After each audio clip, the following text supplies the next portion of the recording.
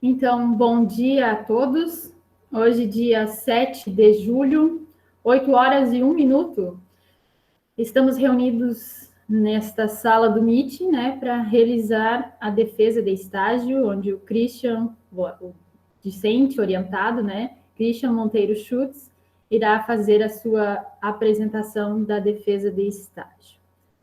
Quero, nesse momento, já agradecer a participação do professor Carlos e do professor Marcos, tá?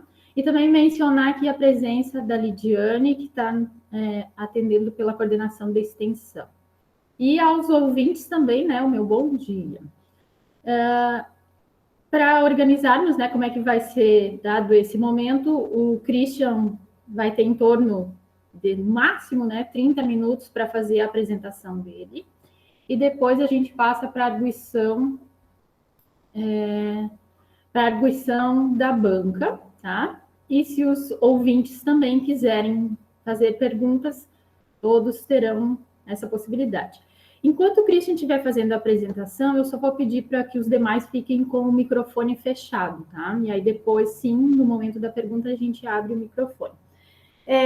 Só confirmando, o professor Carlos e o professor Marcos devem ter recebido a ficha de avaliação pela CGEX, né? No e-mail. Então, a avaliação de vocês, assim que vocês fizerem a avaliação de vocês, vocês retornem para a CGEX esta ficha de avaliação, tá? E aqui da coordenação nada, né? Eu, orientadora Thaís, reúno, então, o teu relatório corrigido, a gravação e a minha ficha de avaliação e envio para a CGEX depois. Dito isso, vou passar, então, a voz e a vez para o Christian, tá? Pode iniciar a projeção e fazer a tua fala, tá? Eu vou estar aqui, qualquer coisa eu te dou um alerta. Então tá bem, então. Bom dia a todos, né? Agradecer a presença de todo mundo aí, principalmente o convite que eu fiz aos professores que vão poder avaliar o trabalho, a professora Thaís e aos colegas que estão assistindo, né? Então deixa eu compartilhar a tela aqui. Essa aqui, vamos lá.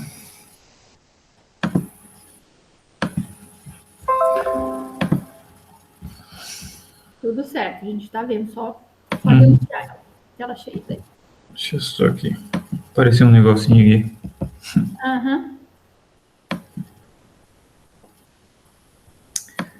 Eita. Só um minuto que vai. Tem uma bolinha ali rodando, acho que vai. Pronto. Perfeito. Então tá, então eu vou dar início à apresentação do relatório, que é o objetivo de hoje, né? Eu vou descrever então as atividades que eu realizei no período do dia 9 de janeiro ao dia 9 de novembro de 2020 ao dia 29 de janeiro de 2021, que foi realizado devido ao meu estágio curricular obrigatório, né, na empresa Frutana, e minha atividade foi um acompanhamento do manejo no pomar de banana caturra, no município de Itaipulândia, Paraná. E as minhas atividades foram orientadas, então, pela professora Thaís, né. Eu acho que, para início do assunto, é interessante eu situar a região, né, já que foge bastante, é um pouco distante, né, onde o campus fica situado. A gente está trabalhando em um outro estado, né, estamos no Paraná, e no município de Itaipulândia. Esse município é um município pequeno, comparado à população de outros municípios, né, é um município com em torno de 10 mil habitantes. Ele foi fundado em 1992, antigamente era uma comunidade que pertencia ao município de São Miguel do Iguaçu, e hoje já faz 29 anos, né, que é um município independente, né. Então, o que Itaipulândia tem como base econômica? Ele é basicamente agrícola, né, e muito focada na produção de grãos e uma parcela de produção de fumo, e também produção de suíno e aves, né? Então, a agricultura é a base econômica. Um dos fatos mais interessantes dessa região do sudoeste do Paraná é a presença do Lago Itaipu, né? Que é uma represa artificial construída para a hidrelétrica de Itaipu. E é um lago gigantesco que fica vários municípios, né, fazem margem a esse lago, e o município de Itaipulândia é um deles. Então, nessa imagem aqui que a gente consegue observar que os braços do lago vão indo em direção aos municípios, né, às terras. O município de Itaipulândia, ele é grande parte do território é um desses braços aqui, né, onde a agricultura se desenvolve nessa região. Então, essa é a localidade onde o estágio foi realizado, né, um município no sudoeste do Paraná, que faz fronteira, né, logo entre o Brasil e o Paraguai, né, que o lago é a fronteira desse espaço, então, bem distante aí do município de Santa Rosa do Sul. Para poder falar um pouquinho da economia do estado do Paraná, também tem algumas diferenças do estado de Santa Catarina, né? Então, eu peguei essa imagem aqui da SEAB, né? Mas antes de falar dessa imagem, vou falar um pouco mais também sobre a questão mundial da cultura da banana, que, de acordo com a FAO, é a fruta mais produzida no mundo. E no Brasil, ela vai ocupar o segundo lugar, e também no estado do Paraná também ocupa o segundo lugar, né? Onde a laranja, né, tem maior produção e maior área plantada. E depois, logo após, vem a banana, e isso mostra a importância econômica que essa fruta tem, né? E em relação ao Paraná, a gente tem essa imagem aqui que meio que distribui aonde cada região concentra, né, um pouco mais de produção. Então, a gente observa que a banana, ela tem uma produção na parte do litoral do estado, na parte norte e também na parte oeste, né, que é onde o pomar da frutana está localizado. Então, além do pomar da frutana, a gente na conversa vai perceber que também existem outras áreas em outros municípios da região. Se falar da produção de banana do estado do Paraná, ela não é tão significativo, né, na produção nacional como outros municípios, né, outros estados, perdão. No caso do Brasil, os estados que têm maior produção é São Paulo, Bahia, Minas e o estado de Santa Catarina, né? E os demais têm pequenas parcelas, e entre eles está o estado do Paraná. Essa é uma pequena introdução sobre o que a gente vai, né, conceituando sobre o assunto, e agora entrando um pouco mais direto sobre o tema do estágio. Então, a Frutana foi a empresa que possibilitou que eu realizasse o estágio. Resolvi colocar algumas imagens aqui, que é o logotipo deles, um dos caminhões personalizados que eles têm, e a fruta que foi produzida no pomar da Frutana. A Frutana é uma empresa fundada também em 1900 hoje ela está com, acho que é 1995 ou 1992. Peço perdão porque eu acho que eu confundi as datas entre o município e a Frutana. Mas a Frutana Alimentos, ela inicialmente começa a trabalhar no Ceasa de Cascavel, com distribuição de banana, né? Hoje ela já atua com também distribuindo cebolas, né? Então os dois itens que eles trabalham. A banana, no caso, são subprodutos, vamos dizer assim, né? Não é que seja subprodutos, são outras cultivares, né? Então, eles comercializam a banana prata, maçã, da terra e a nanica, né? Mas, como produção, eles têm o pomar exclusivamente de nanica. Então, eles têm o polo de venda deles no município de Cascavel e acharam interessante fazer um polo produtivo com uma distância menor aos mercados que eles compram, né? Que eles buscam essa fruta para comercialização, por vezes Santa Catarina, São Paulo, Vale do Ribeira, né? E também, quando não tem acesso a essa fruta nesses dois polos, eles acabam indo até oeste da Bahia, norte de Minas, para poder abastecer os mercados deles. Então, essa distância entre o local que eles vendem e o local onde eles compram o produto, teve o interesse de fazer um pomar de produção e escolheram o município de Itaipulândia justamente pela distância, né? É muito próximo, são 130 quilômetros, 2 horas, né, de deslocamento com o caminhão, a fruta já chega para eles colocarem nas câmaras frias. Como eu tinha falado, no início eles começaram a trabalhar exclusivamente em Ceasa, mas hoje eles já têm o seu próprio galpão, as suas câmaras frias, né, toda uma estrutura exclusiva deles. Então, a estrutura de vendas da Frutana e o pomar de produção, né, que é onde eu realizei o estágio, né.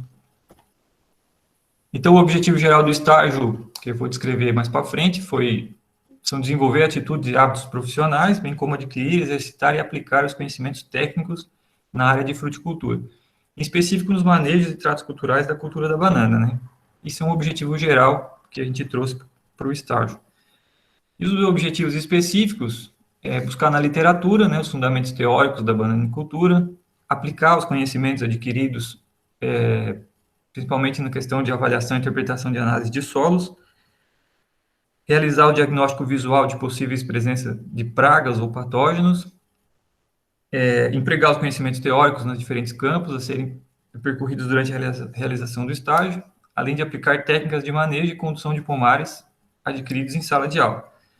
Reunir todas essas informações observadas e vivenciadas no campo de estágio para fins de relatório e compreensão de todos os fatos, né? Então, esses são os objetivos da realização do estágio.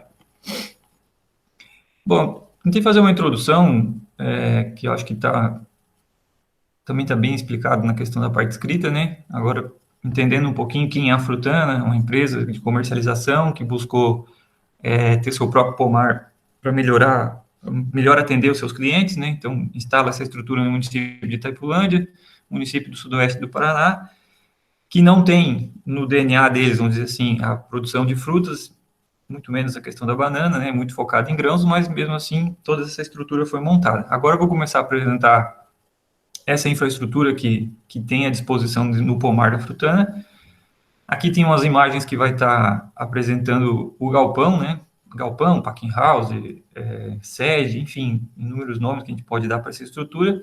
Ele é um galpão de mais de 1.000 metros quadrados. Ele é dividido em a parte dos trilhos, como essa imagem de baixo aqui vai estar apresentando, né? Onde a banana que vem da lavoura fica disposta em gancheiras aqui. Aqui são os espaços aonde, na foto de cima, onde o caminhão encosta, né, para fazer o carregamento. Aqui tem algumas caixas que são utilizadas no dia de fazer a carga. E aqui uma imagem lateral, né, do galpão. Essa é a estrutura onde faz o beneficiamento da fruta, né.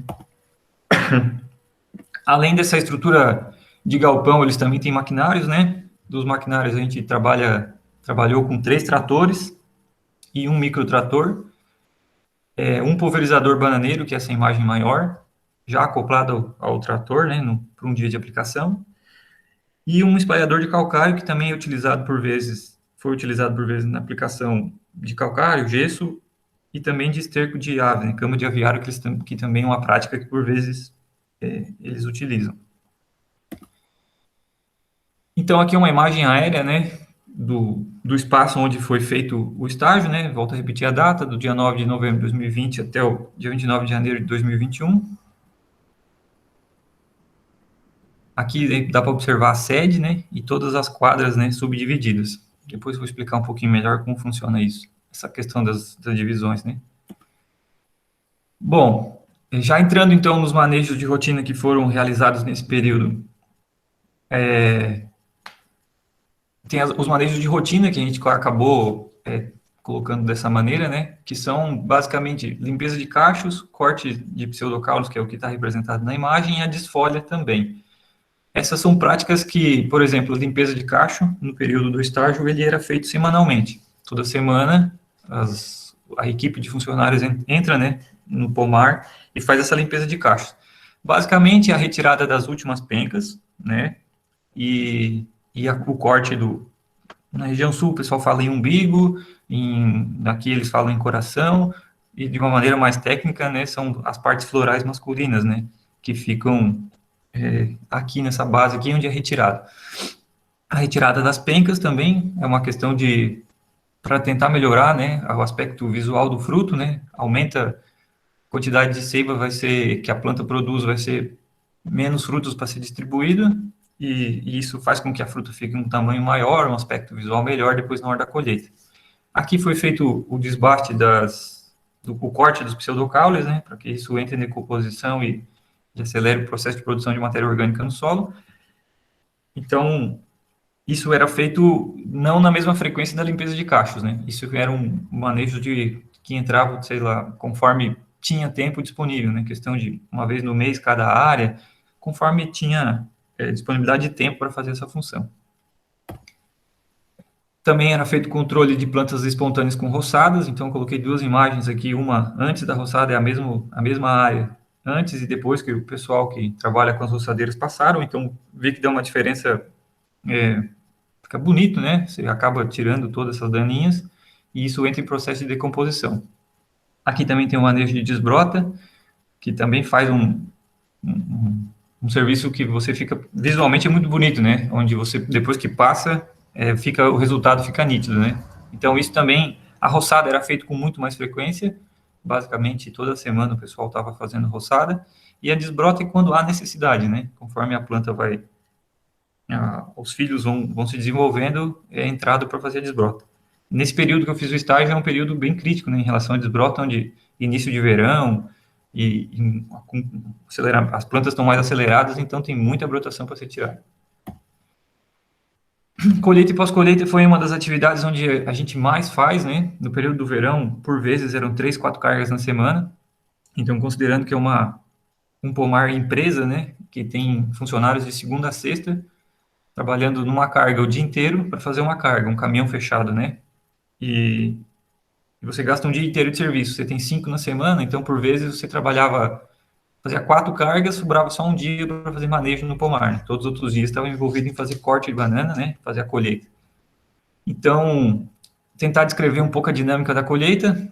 Os funcionários que fazem aqui na equipe que traz a banana até o trator são 4 funcionários. Eles são 2 cortadores que vão estar carregando, que ficam com os facões, né? E 2 funcionários, que são as 2 duplas, que ficam com essas espumas no ombro para não ter dano ao fruto, né? Então, essas 2 duplas, cada uma vai de um lado da estrada e vão fazendo o corte e vão trazendo os cachos até o trator, onde a gente tem um funcionário que é denominado por eles mesmos, a nomenclatura que eles colocaram de cargueiro. Ele é o responsável por organizar os cachos, né? Sempre separando por esponjas para não ter dano mecânico, e faz a carga. É feito 2 fileiras de cachos, né? Prepara a fileira de baixo, depois prepara a de cima, separando por uma esponja de 5 centímetros, né? Tudo para evitar o dano mecânico. Então, aqui ilustrando esses 2 momentos. Depois da carga feita, aqui fica nítido de observar as 2 fileiras de frutas, né? De cachos, né?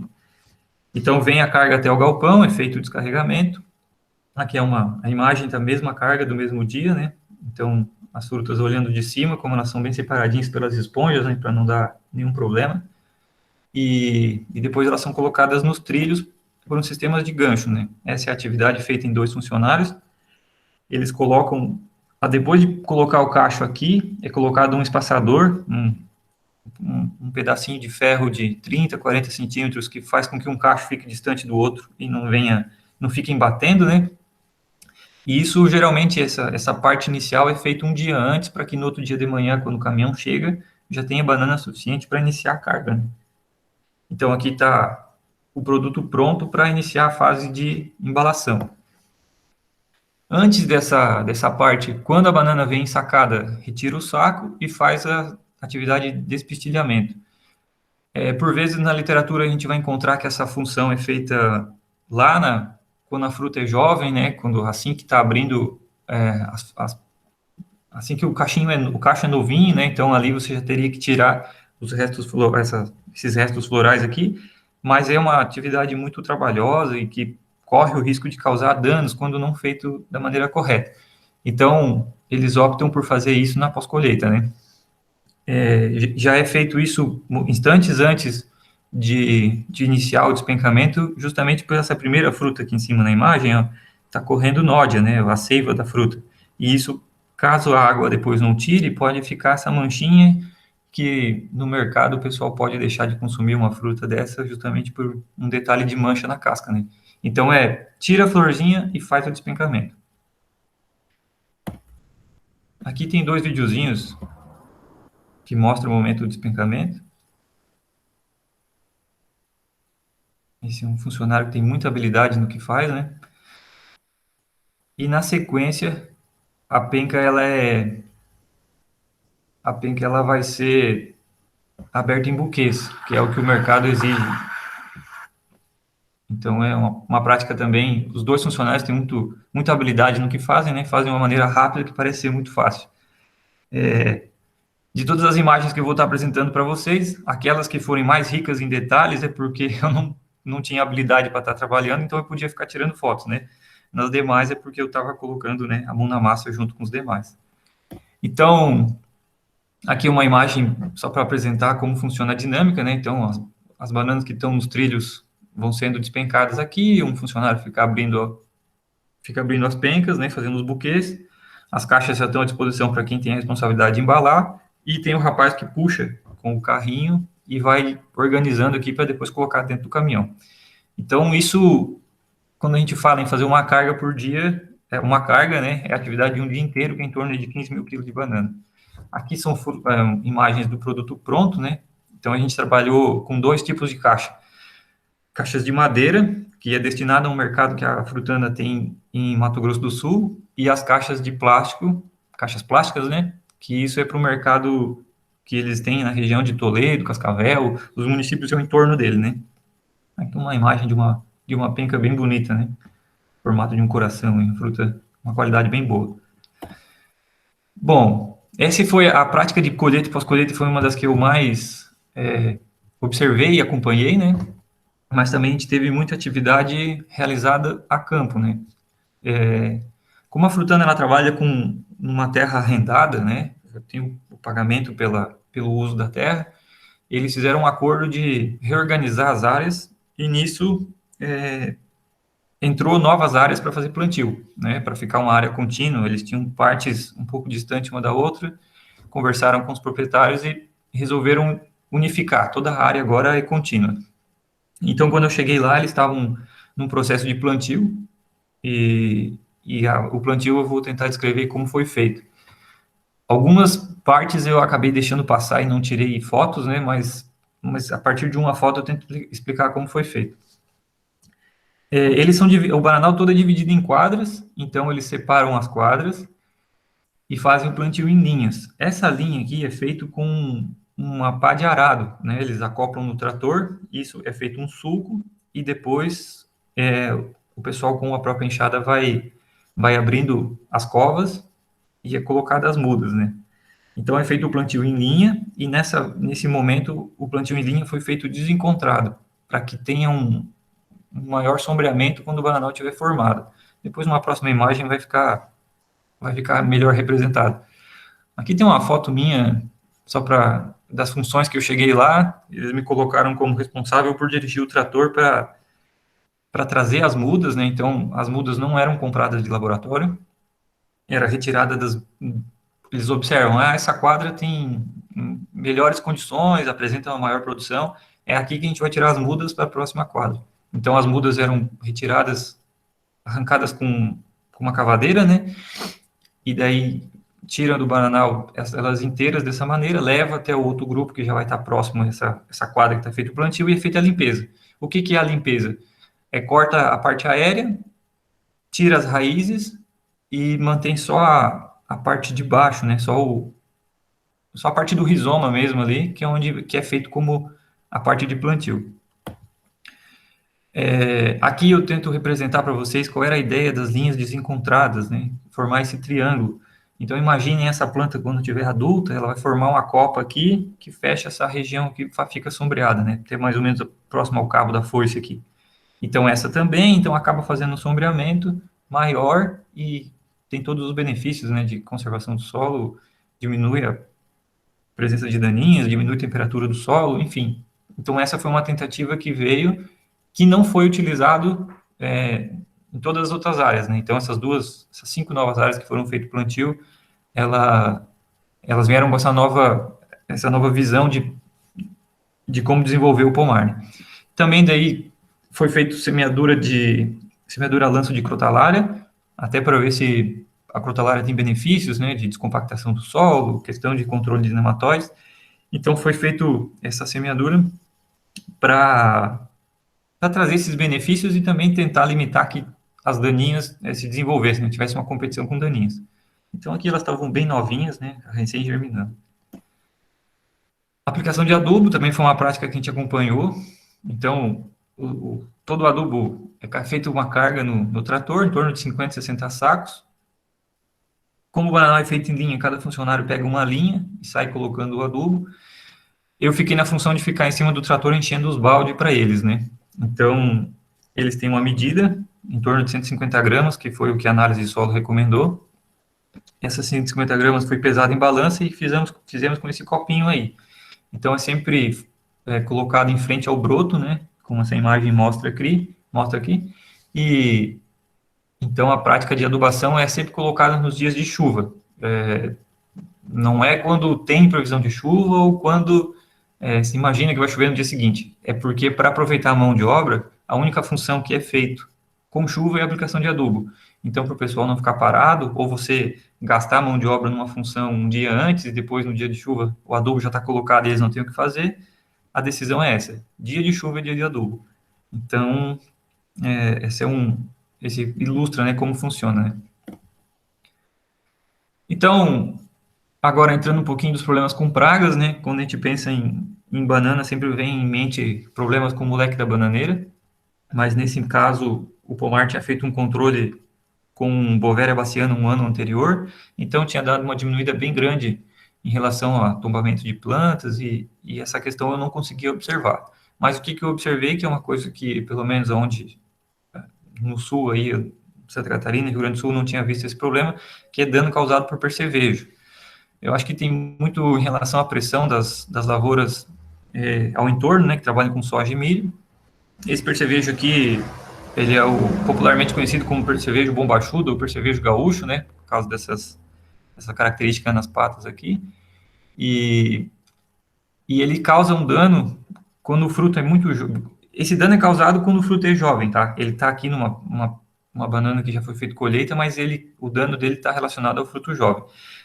Ele vai vir com o aparelho bucal dele e vai fazer um furinho bem pequenininho, né, no fruto jovem.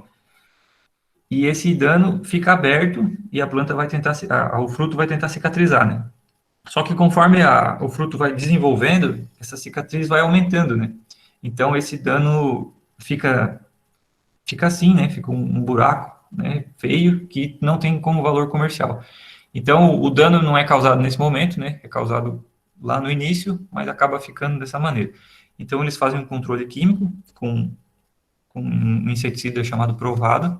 Todos os cachos, assim que é feita a limpeza do cacho, é feita essa aplicação com esse produto. Ele é licenciado e regulamentado pela DAPAR, então pode utilizar, não tem problema nenhum. Então é um dos, além do controle de trips, né, esse inseticida também controla os percevejos, para evitar que esse problema aconteça, né. Mas mesmo assim, uma fruta ou outra sempre aparecia, e ainda veio junto, por minha sorte, que eu posso estar agora explicando o que foi isso. Também tive a função de ficar na função de organização, a parte mais administrativa também do pomar. Eles têm uma ferramenta online, que é o Aegro. Essa ferramenta auxilia bastante, porque como o pomar é gerenciado por um agrônomo e os proprietários moram em outra cidade, eles acham que eles utilizam essa ferramenta como um controle, né, para saber como que as coisas estão se desenvolvendo. Então, nesse Aegro é feito lançamento de cargas, lançamento das colheitas, né, lançamento das atividades, controle de estoque dos produtos, questão de adubo, herbicida, inseticida. Então, é uma ferramenta bem interessante de se ter para uma gestão de uma propriedade rural, né. Ele também vai lançar produtividade por área, ele tem várias relações do que você alimentar as informações ali, ele vai conseguir construir alguns dados que ajudam na gestão, né? Uma das coisas mais interessantes que eu consegui observar no estágio foi a aplicação de defensivos com avião. Isso aqui é uma atividade exclusivamente para controle de mal da cigarrotoca, né? Cigarrotoca amarela. Então, eu pude acompanhar e fazer parte, auxiliar no cálculo, né, de produção, no cálculo de formulação da cauda, né, do avião. Então, eu fiz um videozinho que mostra como é feito. É uma atividade muito rápida. O pomar tem 53 hectares de banana e em torno de 40 minutos a aplicação é feita em toda a área, né? Então, esse é uma aplicação em um dia, e aqui a aplicação em outra, já vi que o céu já está com outra característica, né? Então, ele faz...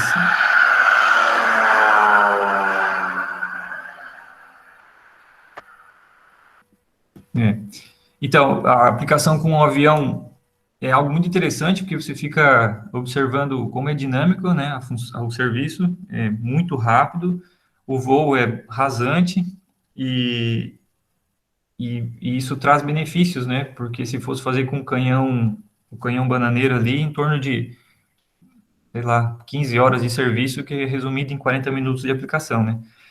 Dos detalhes que a gente pôde observar, que eu trouxe, né, como observação da aplicação do avião, aumenta bastante a dose de óleo mineral, uma proporção diferente, mantém a dose por hectare do fungicida é a mesma, tanto com aplicação terrestre ou aplicação com avião, e, e tem o benefício do molhamento das folhas mais jovens, né, que são as folhas superiores. Né? Então, teoricamente, a aplicação com o avião tem maiores benefícios do que a aplicação terrestre, né? Mas é um pouco, economicamente, ela tem que ser bem estudada porque é mais caro, né? Se torna mais caro. Outra coisa interessante que eu observei, e a gente conversa com um agrônomo da área, a gente chegou a algumas conclusões, assim, que são as derivas de 2,4-D. Depois, se a gente quiser entrar em mais detalhes, dá para observar que o Bananal ele fica como se fosse uma ilha em torno de várias lavouras de milho e soja, né? E o pessoal, principalmente no pré-plantio da soja, faz o controle com 2,4-D das plantas de folhas largas, né? E por questões de deriva, que as lavouras são muito próximas do Bananal, deu essas características, né? Esses danos aí que dá para observar, tanto nas brotações jovens, que isso não é uma formação natural de um broto, né? Ele não tem essa coloração rosada, ele não tem essas folhas retorcidas, né? Também foi possível observar em plantas adultas e em cachos. Veja como as bainhas foliares, né, da bananeira estão se desprendendo, isso não é uma característica normal. E também do cacho, né? O cacho está todo torto, né? E teve pontos de queima aqui, que daí talvez não tenha sido exclusivamente o 2,4-D, mas talvez um espalhante ou qualquer outro produto que eles tenham feito mistura na cauda, né? Então, essas plantas que ficaram deformadas, cacho esse aqui, são tudo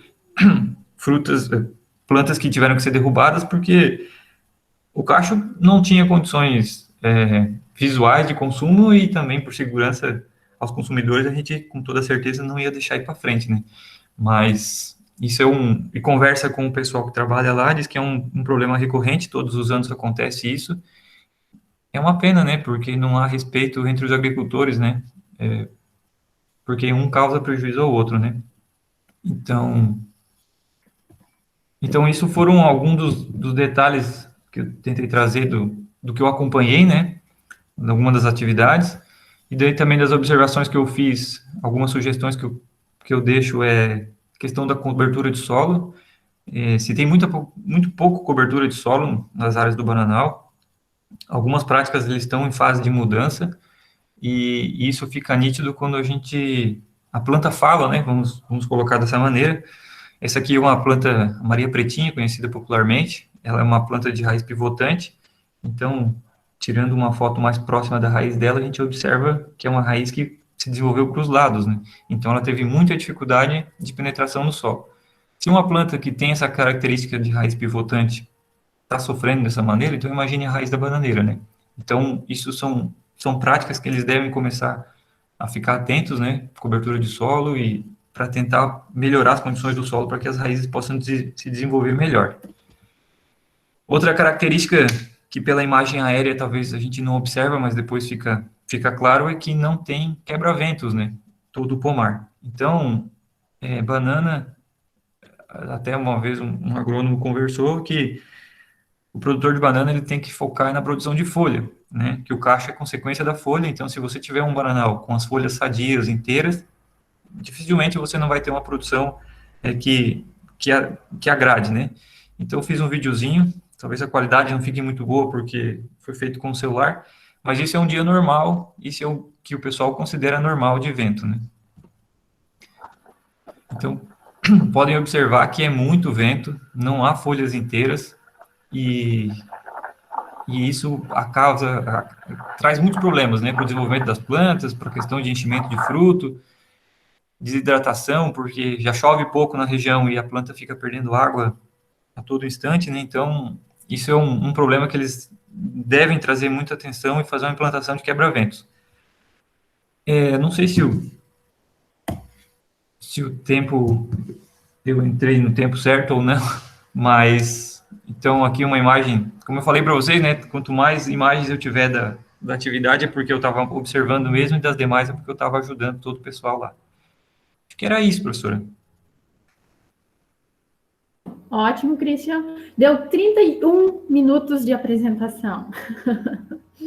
Amém. Bom, feita essa tarefa inicial, Christian, isso eu ia dizer, de repente, se tu quiser tirar da apresentação para tu poder nos acompanhar aqui. Certo. Bom, feito esse momento, então a gente passa agora para a arguição, tá? E nesse momento eu vou então convidar os professores da banca para que façam suas perguntas, suas considerações, a quais a gente agradece desde já. Fica a critério de vocês, Carlos e professor Marcos, quem vai fazer as falas iniciais, como vocês irão se organizar. Ok, eu deixo a critério do professor Marcos, para ele decidir se ele prefere começar a falar. Pode ficar à vontade, professor, pode iniciar. Bom, tudo bem, então. Vou ser breve aqui. Primeiramente, cumprimentar todos os presentes, aí os participantes, assistentes, e agradecer à professora Thais e ao Christian, especialmente, pelo convite de estar aqui compartilhando esse momento com vocês, aprendendo com essa experiência do Christian, né, e também muito feliz por estar fazendo parte dessa tua trajetória aqui, Christian, dentro do curso, que agora está acabando, né, felizmente para você, né, e para nós, assim, com aquela sensação de despedida, né, porque afinal tu tem uma trajetória, uma passagem muito bonita no curso, né, deixa uma marca legal. Então, assim, foi uma experiência muito interessante tu buscar, né, essa empresa, como tu descreveu aí, no local que não é típico do cultivo de banana. Claro que a gente gostaria de ter bastante tempo aqui para explorar tudo mais que tu tem aí guardado, né, que tu vivenciou. Mas eu anotei umas perguntas mais para curiosidade minha, né, e para ver o teu desenvolvimento aí.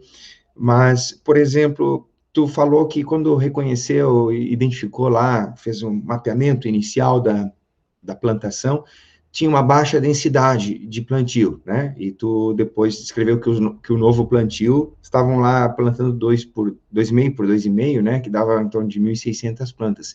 O que seria essa baixa densidade? Chegou a tentar quantificar qual seria essa densidade que tu avaliou como baixa? Então, professor,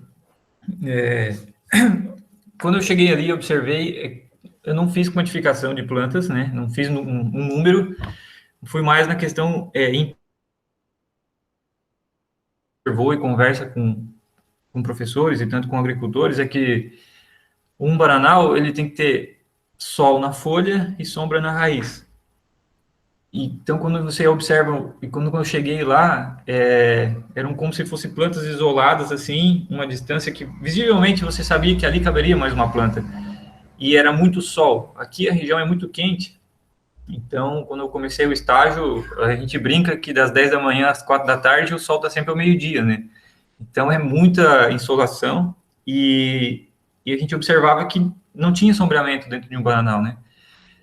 E a distância, por vezes, ficava de 3,5 por 3,5 em plantas, outras vezes, quando uma planta morre, fica 5, 6 metros sem uma planta. Então, ficou nítido isso, né? Então, quando a gente resolveu, o pessoal resolveu fazer o plantio de uma nova área, onde eles trabalhavam com 10 linhas, quando fez o espaçamento 2,5 por 2,5, começou a caber 15 linhas. Então, já aumentou em 50%, né, o número de plantas. Fora, quando a gente desconta ali, antes era 3 por 3, passou 2,5 por 2,5. Então, aumentou 15 linhas e mais entre as linhas aumentou também, tem que fazer uma conta. Mas, assim, de contar quantas que tinham e quantas que vão ter agora, a gente não fez esse cálculo, mas é mais questão visível mesmo, né? Tranquilo. Então, isso vai resultar também provavelmente, uma maior produtividade, né, por hectare, com certeza. A tendência é que sim. Ô, Christian, e o desbaste, o desbrota, que é a prática mais importante, né, da banana, tu salientou ali também no teu material escrito, no teu relatório, essa prática não acompanhou, né, porque tu não descreveu aí, não fizeram durante o período do estágio, ou tu optou por deixar de fora da descrição? Professor, eu acho que não é que eu optei deixar de fora, acho que eu apenas deixei de fora, né? Agora parando para pensar, porque eu acompanhei, tá? Tá, a curiosidade que eu tinha é o seguinte, como é que eles fazem? Porque tu sabe que os produtores aí da tua região, da nossa região aqui do extremo sul e aí no norte do Rio Grande do Sul, geralmente é produtor familiar, é o cara que trabalha sozinho, né? Sim, Então, apesar de ter a recomendação de usar o desbastador, ou desbrotador, ou a lurdinha, ou sim, silvinha, muitos não usam porque não tem como usar a foice e aquele equipamento, né? Ao sim. mesmo tempo. Então, eles acabam usando só a foice. É muito comum ver esse relato dos produtores. Mas na empresa, eu tenho a curiosidade, como eles têm os funcionários contratados, eles teriam a possibilidade de fazer, conforme está nos manuais, né? Sim. E aí eles usam o desbrotador aí? Então, professor, quando eu cheguei aqui, eles estavam em fase de reestruturação, né? Então, eles estavam com muito serviço atrasado. E então eles optaram por fazer na foice. Mas eles não usam nem a lurdinha e nem a foice no normal. Eles usam uma cavadeira. Então eles cortam o broto bem próximo, né? Só que isso é um serviço bem mais demorado. Então, como precisava botar tudo em ordem, né? Foi optado fazer com a foice. Mas só que daí na cavadeira eu não acompanhei, não vi a situação, mas alguns. O mais interessante do estágio é que a gente vai coletando informações entre eles mesmos. Alguns falam que isso acaba prejudicando e a família ali começa a ficar muito superficial. E outros já dizem que não acontece isso, né? Então eu teria que acompanhar para ver se isso é um problema ou não quando faz com a cavadeira, né? Mas naquele momento ali foi feito com foice. Ok. Ô Christian, Hum. como é que identifica ali o momento da colheita, né? Porque tu descreveu ali que há uma variação muito grande, né, do tempo de formação do cacho, de Sim. 3 meses a 7 meses, pelo Sim. que está escrito no teu relatório. Uhum. Então, qual é o procedimento que eles usam para identificar o momento da colheita? Eles fazem alguma marcação lá no dia da retirada do coração e daquelas 2 últimas pencas? Ou usam um medidor ou é só no olho mesmo? Então, o normal da prática deles, que eu não acompanhei, é fazer o ensacamento com cores diferentes, né? Então eles fazem uma média de 8 a 12 semanas. É a média quando a banana está ensacada. Só que como eles estavam naquele problema de ter que estar correndo atrás da máquina, eles pararam de sacar porque era verão, acharam que não ia ter problema, então passou a ser visual e na experiência dos cortadores, né? Então eles observam basicamente 2 aspectos, né? A fruta está perdendo aquela característica de quinas ali, né? E se ela tem condições de folha. Se a bananeira está perdendo, não tem mais folha e ainda não está no ponto, tem que cortar, né? Porque senão vai madurar magra. Ou caso contrário, se ela tiver condições de encher um pouquinho mais, deixa por outra semana. Mas é muito, no momento que eu acompanhei, era muito visual e na experiência dos cortadores, né? Muito bem. Ô Christian, Hum. também tenho curiosidade ali, até tu entrou em contato, e agradeço por isso, Sim, lá com relação ao problema com a cigatoca, né? sim. E afinal, como é que terminou essa história? Conseguiram melhorar os índices de controle? Aquilo que tu escreveu ali, qual é o volume de cauda? Não ficou muito claro no escrito do teu relatório, mas eles chegam a carregar 800 litros no avião, é isso? Eles sobem com 800 litros de cauda? Sobe. Então, professor, primeiro de tudo agradecer que você me ajudou, né? Olha, professor, a dificuldade da cigatoca foi um negócio que até a professora Bellini, em sala de aula, falava o seguinte, né? Pessoal, não existe bananeira sem cigatoca. E eu trouxe essa mensagem comigo, né? Então, quando eu comecei a observar a cigatoca, tranquilo, tranquilo. Meu Deus, professor, o negócio foi punk. Madurava banana magra, folha, brotação, no broto, a bananeira tinha 10 folhas, quando via estava com 5, 6. A cigatoca foi um negócio muito intenso. Mas o que mais que deu resultado? Foi ter entrado o inverno, né? O frio nos ajudou, daí conseguiu botar a desfolha em dia, até porque eu continuo na atividade aqui, né? Então, por vezes eu falo né, com o pessoal depois do estágio, fiquei mais um pouco de estágio, fui indo, enfim, agora eu continuo aqui trabalhando com eles. e a cigatoca se manteve por um período, mas agora com o frio, com a desfolha, entrou em ordem. O avião, ele funciona assim, 800 litros de volume de cauda.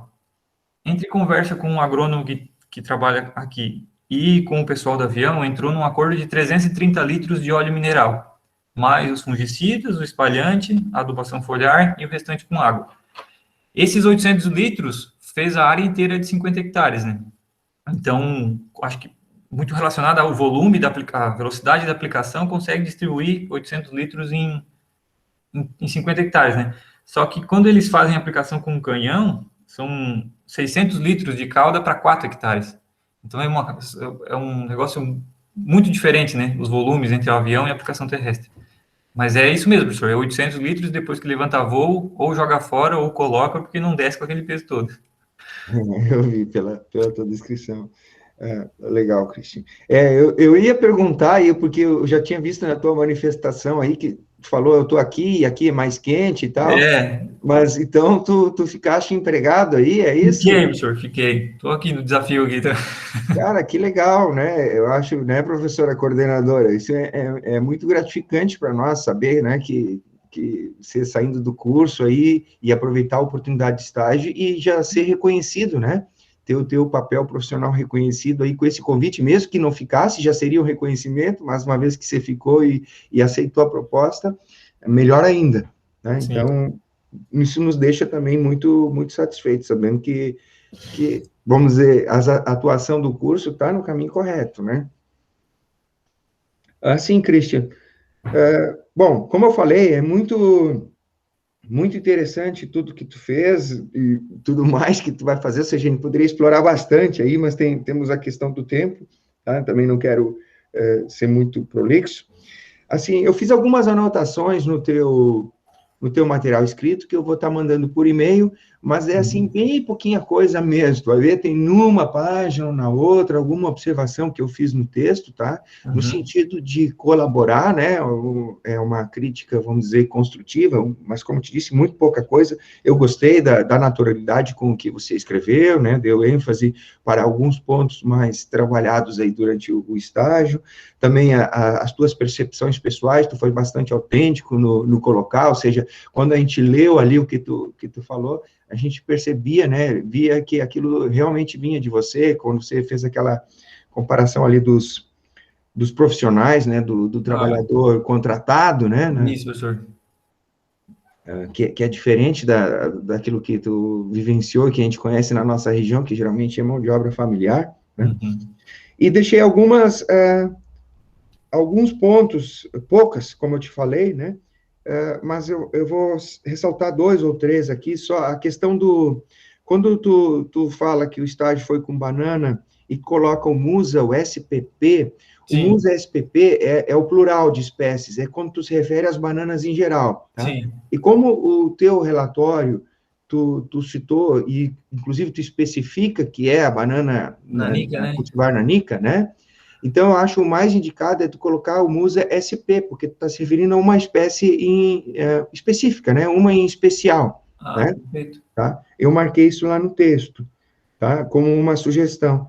Porque tu vai encontrar o MUSA SPP também, né? Mas quando se refere a todas as bananas, tá? E no teu trabalho, como eu disse, acho que fica mais adequado tu tá se referindo apenas à nanica, que aí é inclusive uma espécie que os pesquisadores dizem que está fadada ao desaparecimento, né? Porque ela tem o genoma só da Musa acuminata, né? Ela se origina só de uma espécie ancestral já extinta de banana. Mas isso são teorias, né? Não se sabe o que vai acontecer. E também chama atenção ali quando tu fala da Crotalaria breviflora, tem um acentinho no nome científico. E aí eu tenho que chamar a atenção, né? Lembrar que nenhum nome científico leva acento, porque vem do latim e é uma língua que não tem acentos, tá? Então, a gente sempre faz essa referência porque gostaria, né? Quer que os nossos acadêmicos aqui sempre tomem esse cuidado, tá? Depois uma coisinha ou outra tá marcada no texto. Acho que não tem mais nada para ficar aqui incomodando.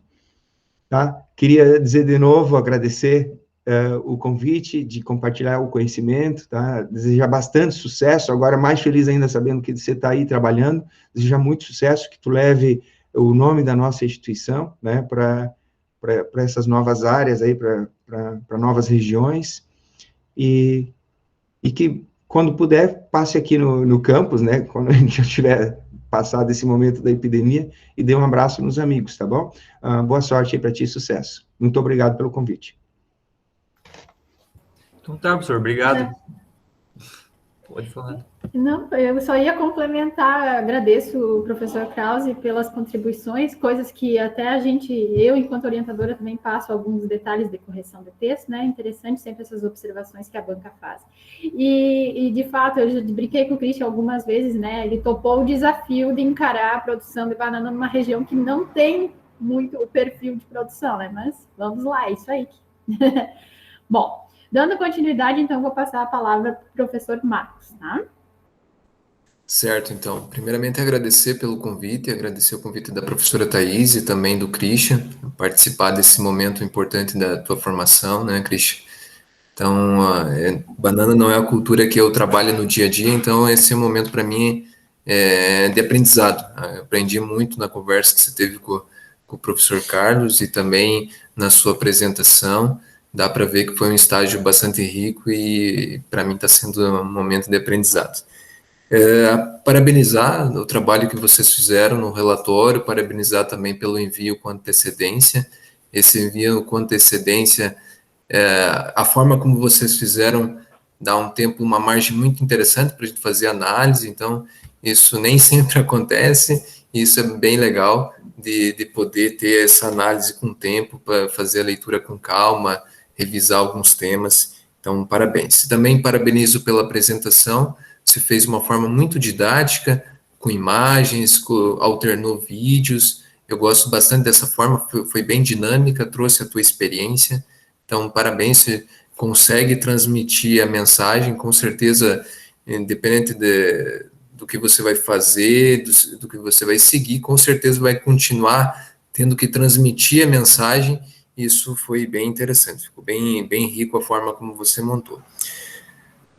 Bom, falando do relatório, eu também vou encaminhar o meu relatório para você, também identifiquei alguns detalhes, por exemplo, alguma coisa na lista da figura, alguma sugestão de aumentar o título para melhorar a descrição, algum parágrafo grande, algum detalhe ali, lá, uma coisa também do termo espontâneas que você menciona na tua apresentação, eu acho que o que mais fica correto, quando você fala em controle, fica mais adequado quando é daninhas, no meu ponto de vista, porque se você está buscando o controle daquela planta é porque ela está gerando algum tipo de prejuízo e ela deixa de ter esse termo espontâneo, tá? Mas eu entendo, na cultura da banana, realmente a gente sabe que uma cobertura também, ela é interessante por várias questões, né? Mas quando se fala de controle, então, eu acho que o termo mais adequado é falar em daninhas. Tá? Só uma indicação, só pequenos detalhes do que eu percebi. Eu vou fazer algumas 2 ou 3 perguntas, mais no sentido de tentar explorar um pouquinho do teu conhecimento. Você falou, uma das coisas que você mencionou foi sobre os herbicidas, né? E até na tua fala você disse que a densidade era menor, então isso permitia ter uma insolação maior, entrada mais luz do que o normal, do que a tua experiência tinha, e com uma entrada mais luz no ambiente, provavelmente aumentou a população de daninhas, porque naturalmente é um dos recursos que elas necessitam para virem, né? Então, eu queria falar um pouquinho do que você viu, essa dinâmica de controle de plantas, herbicidas que talvez que utilizavam, então eu queria que falasse um pouquinho a respeito disso. Então, professor, bom dia. Achei bem válida essa tua colocação sobre as daninhas, né? Ou espontâneas ou daninhas. A gente ouve vários termos, mas eu acho que você colocando dessa maneira, realmente o correto é daninhas, né? Porque tem que controlar, então é algo que eu não quero, então realmente daninha cabe bem. Professor, dois problemas que eu observei assim no controle dessas plantas, né, no pomar. Primeiro que é uma área que é dividida em muitas quadras, né? São 95 quadras, então são muitas estradas. E beira de estrada no Bananal é onde a planta se desenvolve, as daninhas mais se desenvolvem, né? Porque muita insolação, e isso favorece principalmente as gramíneas. Como o Bananal está muito próximo às margens do Lago Itaipu, a Itaipu Binacional ela faz controle de erosão com mata ciliar, e a margem da mata ciliar é aquele capim, acho que não é, agora me fugiu o nome, capim colonião. E a semente do colonião vai para dentro do Bananal. Até que na parte interna assim, das quadras não é tanto, mas as margens das estradas é muito capim colonião. No verão ali, janeiro, fevereiro, a gente estava observando o capim colonião mais alto que a bananeira, que ele vai a 1,5 m, 2. Então, daninha nas beiras de estrada é um problema muito sério.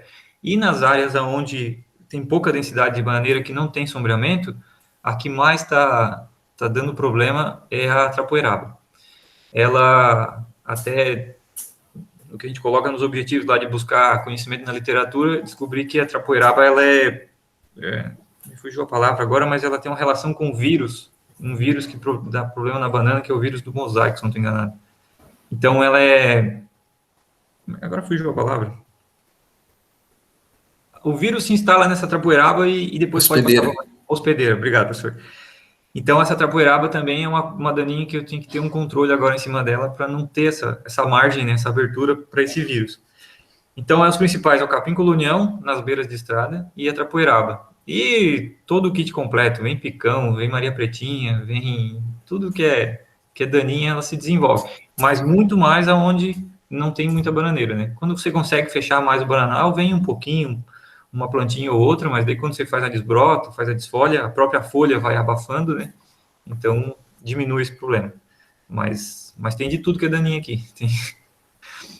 Não, perfeita essa tua observação. Também a gente presencia isso, que quando acaba entrando mais luz, acaba tendo mais problemas com daninhas. Mas aproveitando até essa questão, você até tirou uma imagem ali da Maria Pretinha, e a Maria Pretinha é também uma hospedeira de problemas como nematóides, ela é a principal daninha do tomate, enfim. E algumas que você mencionou, até a tua fala, trapoeraba, algumas outras, elas são hospedeiras de nematóides. E no teu relatório você menciona que existe um certo problema. Isso é grave, é uma coisa que tem sido feito algum controle? A crotalária, ela veio nesse sentido para tentar reduzir? Eu queria que você falasse um pouquinho sobre isso também. Professor, um dos problemas que a gente observa é nas áreas, é meio que uma consequência, né? Quanto mais fraca for a área, mais você observa que tem pouca matéria orgânica, é um solo mais pobre, começam os problemas, né? Então, a gente observa que tem alguma coisa de nematóide cavernícola, né? Que, por vezes, tem uma bananeira tombada, você vai observar, não tem dano de broca da bananeira, mas as raízes as raízes ficam pretas, né? Que é característica ali do nematóide cavernícola. E então, a crotalária, nas novas áreas, a gente já teve a sugestão de fazer esse plantio para ver se diminui um pouco essa pressão de nematóide, né? E tenta descompactar junto com a raiz dela, todo o benefício que esse manejo de crotalária pode trazer, né? Mas assim, essa Maria Pretinha, ela não é uma daninha, como posso dizer assim, uma daninha esporádica, né? Você caminha alguma distância, encontra uma, daqui a pouco encontra outra, não é uma cobertura total que nem a trapoeraba faz, né? A trapoeraba, ela vai se desenvolvendo e vai indo, e quando vê, ela pegou a quadra inteira, né? Mas mais a daninha e o capim colonião, esse também vai para tudo que é lado. Não sei se o colonião também é vetor de hospedeiro de algum problema, porque se ele for, tem um problema sério pela frente, porque ele está em todas as beiras de estrada. É incrível. Certo. E também, já que a gente está falando de herbicidas, você mencionou mais a parte final do teu relatório sobre essa deriva que está acontecendo. E realmente, algumas regiões, o Rio Grande do Sul, inclusive, tem até já uma regulamentação de quem está para tentar aliviar um pouco a pressão que existe entre os produtores de soja, enfim, o pessoal da área de fruticultura, porque realmente existe uma relação prejuízo-produtividade. E eu queria que você falasse um pouquinho do que você percebeu. Já existe alguma movimentação, algum sentido de uma movimentação acima, política, enfim, de tentar criar mecanismos, digamos assim, para tentar um controle, ou vai ser seguir, por ser, de repente, só apenas uma ilha, que nem tu falou lá, mantém o prejuízo, vamos fechar o olho para isso, porque realmente existe, o 2,4-D, pelas imagens que você mostrou, é um sintoma típico, epinastia, dá aquele enrolamento, é bem tradicional da aplicação dele. Queria falar um pouquinho. Sim, então, professor, a gente aqui é minoria, então pressão política não vai funcionar porque somos só nós, né?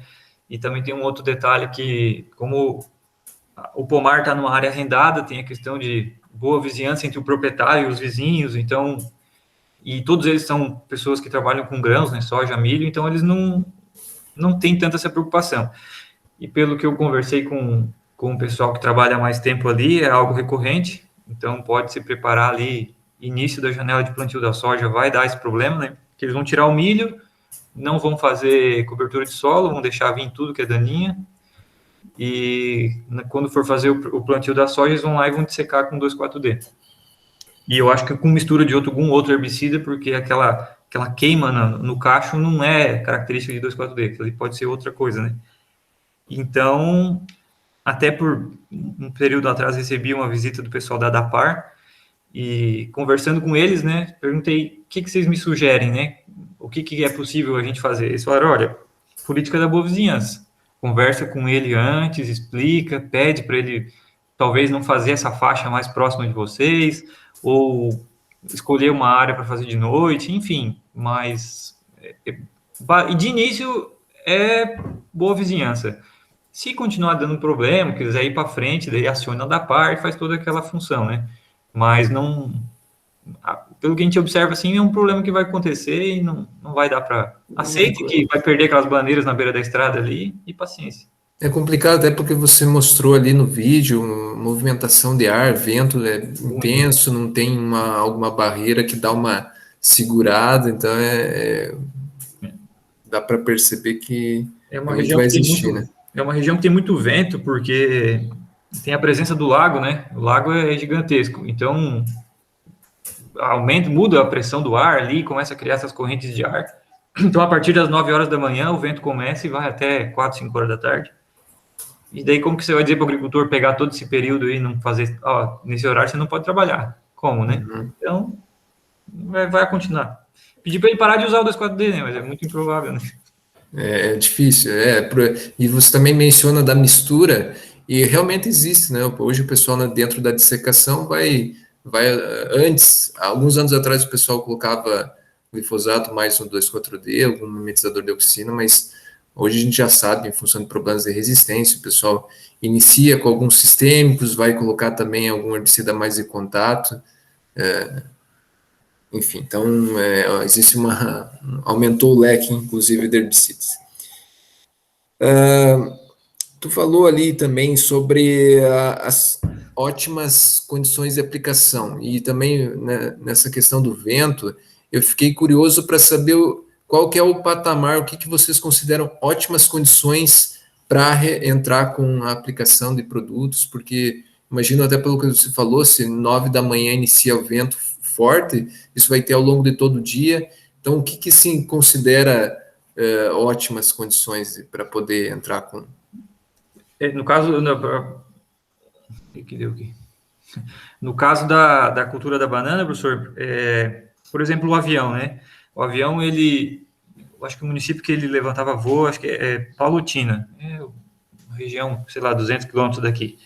E então, amanhecia o dia, ele teve condições de observar o céu, assim, clareou o dia, vai ter como aplicar, não vai chover, ele levantava voo. E como a aplicação é 40 minutos, ele chegava por aqui em torno de 7h30 e antes das 9 ele estava indo embora. Então, no comecinho da manhã o avião. Quando o pessoal diz que fazia aplicação com o canhão, era de noite. A noite inteira faz aplicação com o canhão, né, dos fungicidas. Então, para fugir esses horários de vento, né? aplicação de fungicida, né, com óleo mineral durante o dia. Primeiro que, dependendo do período do ano, é muito quente, né? Pode dar fito na folha, por causa do óleo, pode queimar a folha e tudo.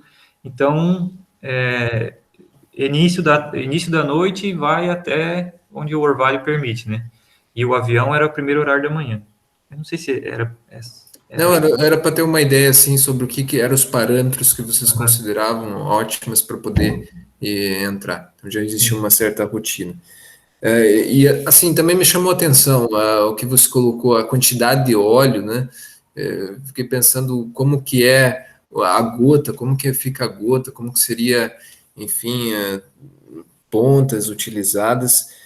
Mas a pergunta que eu tenho não é muito relacionada a isso, é questão de monitoramento. Você falou da cigatoca, e a gente também tem alguns trabalhos aqui na região de tentar identificar, fazer um trabalho prévio de monitoramento, algum sistema de alerta. Mas eu queria saber ali do que você presenciou no estágio, como que era essa questão do monitoramento para tomar a decisão. Você falou do sistema de gestão, mas acho que esse sistema de gestão era mais para ter uma comunicação melhor com os proprietários. Isso, né? Professor, não tem sistema de monitoramento que seja aplicado, né? O que era feito? Seguir a recomendação da bula pela janela de aplicação.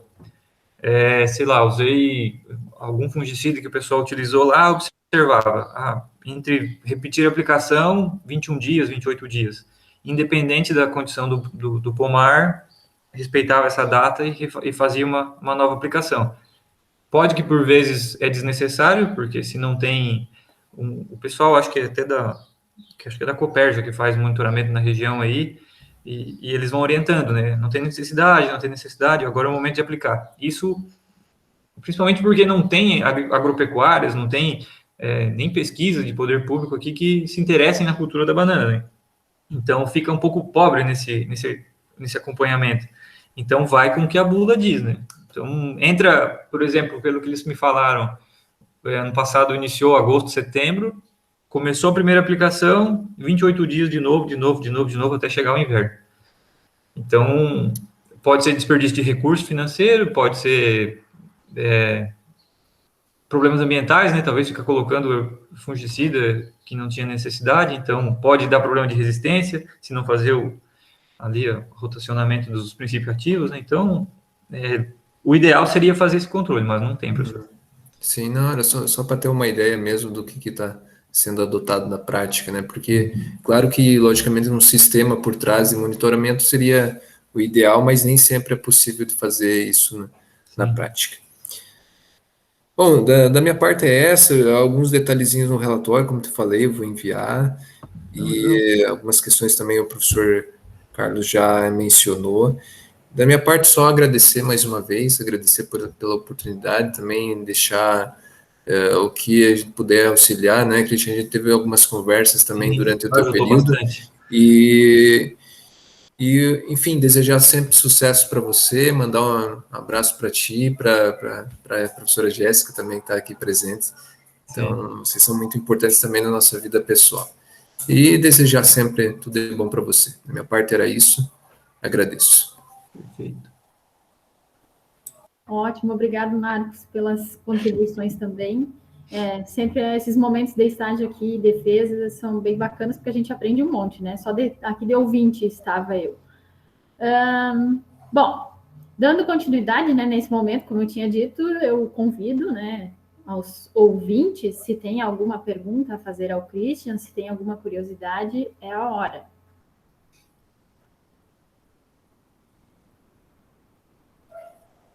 Aquele momento tenso, não sei se combinou com alguém, alguma perguntinha, não, nada, ninguém gostaria de perguntar nada?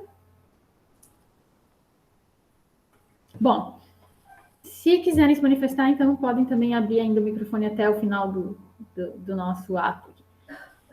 Eu só queria pontuar algumas coisas, né, agradecer demais as contribuições dos professores e falar do Christian, tá? Meu orientado, que eu quero te parabenizar.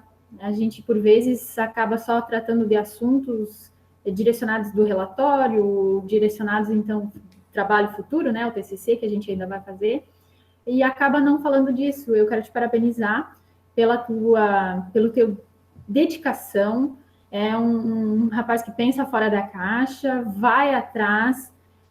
Aqui, durante a apresentação, os 2 professores mencionaram, a gente trocou ideia, sim, é isso mesmo. Você encarou o desafio, né, uma cultura que tu tem uma vivência familiar, ok, mas numa situação, num meio novo, questão de, como a gente conversou bastante, né, solo diferente, a questão do vento que prejudica a produção, agora encarando, por exemplo, o novo desafio, que é a irrigação, que vocês vão instalar, e você vai atrás, procura, conversa com quem pode te ajudar, estuda. Então, eu quero te dar mais uma vez parabéns por esse teu perfil. Certeza que terá muito sucesso. Claro que não é fácil, é desafiador, mas você dá conta, tá? Então, eu queria te dar esse recadinho ainda ao final. Fica aí, então, para ti, se quiser, passo de novo a palavra para ti, Christian, se quiser fazer mais algum comentário. Sim. Agradecer, né? Agradecer o pessoal aos amigos e família que pôde assistir, né? Agradecer principalmente aos professores, né? O professor Marcos, o professor Krause, que fora, né, do ambiente de sala de aula aí, quando eu precisei, eles me ajudaram bastante, porque quando a gente aceita um desafio assim, acaba a confiança da gente acaba às vezes diminuindo, né? Então, quando a gente conversa com quem entende do assunto, isso tranquiliza e eles trazem sugestões que realmente fizeram a diferença. Em específico, a apresentação do estágio, agradeço os apontamentos, né? Todos eles são válidos e com toda certeza vou respeitar tudo que eles sugeriram. Professor Marcos, né? Caminhada de diversas disciplinas, né? Isso traz todo o conhecimento que é transmitido, isso às vezes ajuda numa conversa com um funcionário, ajuda você a quebrar uma certa barreira de convivência, você consegue puxar um assunto, por vezes que todo conhecimento, não importa a área, em algum momento você vai colocar em prática, né? E o professor Marcos, eu acho que desde as daninhas ao TPOV, a tudo que ele trouxe, foi um conhecimento muito válido, né? Então, agradeço muito, não somente a defesa do estágio, mas todo o conhecimento ao longo do curso, né? O professor Krause também tive o privilégio de caminhar com ele em outros projetos, né? Então, isso também trouxe um bom relacionamento e todo o conhecimento transmitido para tudo isso é só gratidão, né? E a você, né, professora Thaís, né, que possibilitou aí fazer o estágio, ser minha orientadora, ajudar quando for preciso. Então, sentimento de dever cumprido, né? Então, agradecer e é isso. Obrigado por esse momento. Muito bem. Bom, então, se ninguém mais... Ou melhor, deixa eu fazer direito as coisas, né? Alguém gostaria de fazer mais alguma fala, senão a gente encerra por aqui. Vou dar aquele 1 minutinho.